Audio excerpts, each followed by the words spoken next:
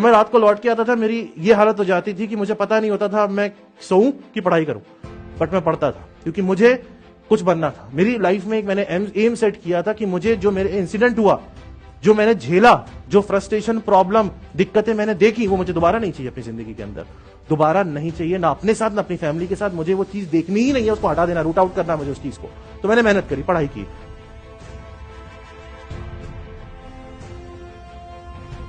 मैं एक बहुत छोटे से शहर बरेली को बिलोंग करता हूं। मेरे पास सपने थे, बट सपने कैसे बड़े करने हैं वो सब मुझे पता नहीं था। डायरेक्शनलेस में रहता था। स्कूलिंग करी मैंने वहां से कंप्लीट। स्कूलिंग करने के बाद जहां 90% डायरेक्शनलेस लोग जाते हैं, मैं वहीं चला गया, वो है इंजीनियरिंग। इंजीनियरिंग में भी मैं डायरेक्शनलेस ही था। मेरा कोई इंटरेस्ट नहीं था पढ़ाई में, बिल्कुल भी इंटरेस्ट नहीं था, पढ़ने का मन ही नहीं करता था। जैसे तैसे करके पास हो जाता था, मुश्किल से। बैक भी आती थी, वो सब जैसे भी था, मतलब बहुत मुश्किल से ही चल रहा था जो चल रहा था। एक दिन क्या होता है, एक दिन मैं ऐसे ही दोस्तों के साथ घूम रहा था। अब बाहर घूम रहा था रोड पे, एक अननोन कॉल आता है मेरे पास, अननोन नंबर से। वो इंसान मुझे बोलता है कि सर, मैंने आपका नंबर एक बंदे के मोबाइल से भी लिया है, टॉप कॉल लिस्ट पे था। तो वो इंसान का एक्सीडेंट हो गया है, बहुत बुरी कंडीशन हो गई है। जिस कार का एक्सीडेंट हुआ है वो कार एकदम क्रैश हो चुकी है। सर, इनका पूरा फट गया, खून निकल रहा है, आप जहां भी हो, जैसे भी हो, यहां आ जाओ। मैं शॉक हो गया, मुझे झटका लग गया। मुझे लगा यार ये किस चीज की, किनकी बात कर रहा है, क्या पूछ रहा है, क्या बोल रहा है। मैंने उसको पूछा कि क्या है, मतलब क्योंकि जब ऐसी चीज होती है हम एकदम समझ में नहीं आता क्या करें, क्या बोलें, कुछ नहीं पता होता, ब्लैंक हो जाता है सब कुछ। उसने मुझे डिस्क्रिप्शन दिया तो मुझे लगा he is talking about father, father के बारे में बात कर रहा है। मैं हिल गया अंदर से, बिल्कुल पूरी बॉडी का एक एक पोर्शन हिल गया। मुझे ऐसा लगा ये क्या हो गया मेरे साथ। जैसी कंडीशन में जैसा था, मैं सीधा भागा। जैसे जैसे करके मैं फादर के पास पहुंचा, जो भी हमारा सेविंग था, जैसे जैसे करके हमने उनको ठीक करवाया, इलाज हुआ, ट्रीटमेंट हुआ, बहुत लंबे पीरियड तक ट्रीटमेंट चला, बहुत जो भी सीवियर इंजरीज थी ठीक करवाई। बट एक चीज समझ में आ गई मुझे उस दिन, उस इंसिडेंट के बाद मुझे ये लगा कि क्योंकि मैं एक नॉर्मल फैमिली को बिलोंग करता था, मेरे लिए पढ़ाई सब कुछ थी, तो मैंने ये सोचा कि एक गवर्नमेंट सर्विस की प्रिपरेशन कर लेते हैं, गवर्नमेंट एग्जाम क्लियर कर लेते हैं पढ़ाई करके, तो स्टेबिलिटी तो आ जाएगी। गवर्नमेंट एग्जाम से हमें पता है सिक्योरिटी, स्टेबिलिटी सब आ जाता है, तो क्यों ना किसी एग्जाम की प्रिपरेशन की जाए। अब एग्जाम तो बहुत सारे होते हैं, तो मैं आपको एक इंसिडेंट बताता हूं। बचपन का मेरा इंसिडेंट है। मैं बहुत छोटा था, 9th क्लास में होऊंगा, तो मैं स्कूल से घर वापस आ रहा था, साइकिल थी मेरे पास, साइकिल से वापस आ रहा था मैं। तो छोटी सिटीज में क्या होता है ना, रेलवे बैरियर्स होते हैं बीच बीच में, फाटक होते हैं बीच में, ट्रेन निकलती है वहां से। वो फाटक बंद था। साइकिल से आ रहा था मैं, इधर साइड में खड़ा हुआ था, बहुत सारे लोग खड़े हुए थे।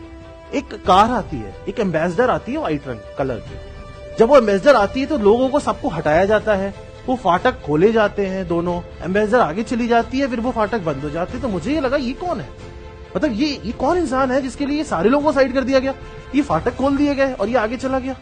बच्चा था, मुझे पता नहीं था वो क्या चीज है, क्या है, बट फैसिनेशन उस चीज को देख के मेरे अंदर आ गया कि ये कुछ तो है। जब मैं बड़ा हुआ, जब वो इंसिडेंट हुआ एक्सीडेंट वाला, उसके बाद मुझे जब गवर्नमेंट सर्विस पे लगा, तो मैंने कहा ठीक है, जब तैयारी कर ही रहे हैं, जब जान लगा ही रहे हैं, तो फिर उस चीज के लिए भी जान लगाओ ना जिस चीज के लिए आपको पहले से ही फैसिनेशन है और जो सबसे टॉप मोस्ट लेवल की पोस्ट है। तो मैंने पढ़ाई करना शुरू किया। तो मैंने कहा ठीक है, काम करते हैं, दिल्ली शिफ्ट होते हैं, पढ़ाई करते हैं अच्छे से। अब दिल्ली शिफ्ट तो मैंने डिसीजन ले लिया होने का, पर दिल्ली के अंदर रहना और सरवाइव करना इजी नहीं है, बहुत बहुत मुश्किल है। वहां आपको चाहिए पैसा, ऐसा नहीं सरवाइव कर सकते आप कि आप कुछ भी फ्री फंड में रह के वहां सरवाइव कर जाओ, ऐसा नहीं होता है। तो मैंने सोचा कि काम करता हूं, मेरे दिमाग में एक आइडिया आया कि मैं पढ़ाना शुरू करता हूं लोगों को। अगर मैं पढ़ाऊंगा लोगों को तो मुझे पढ़ाई में भी हेल्प हो जाएगी और पैसा भी अर्न हो जाएगा। पढ़ाने लग गया मैं, मुझे लगा पढ़ाऊंगा, पढ़ा के पैसा भी कमाने लग गया, पैसा भी आने लग गया और रिवीजन भी होने लग गया।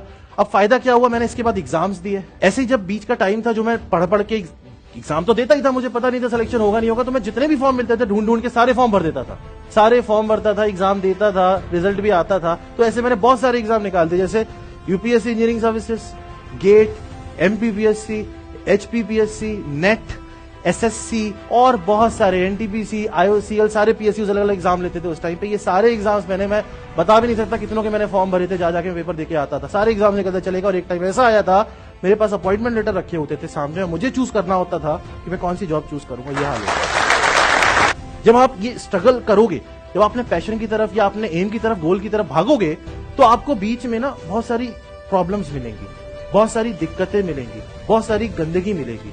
लेकिन वो जो गंदगी है ना, उस गंदगी को जब आप साफ कर दोगे, उसके नीचे आपको मिलेगा आपका बेटर फ्यूचर, आपका फ्यूचर।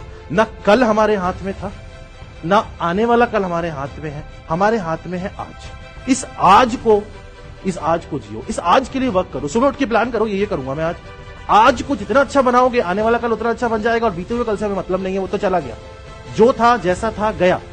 आज अभी है, फ्यूचर में जो होगा वो आज पे डिपेंड करेगा। तो अगर आपको अपना फ्यूचर अच्छा बनाना है, अगर आपको अपनी आइडेंटिटी बनानी है, अगर आपको कुछ अचीव करना है, तो आज अभी इसी वक्त अपने एम के लिए वर्क करना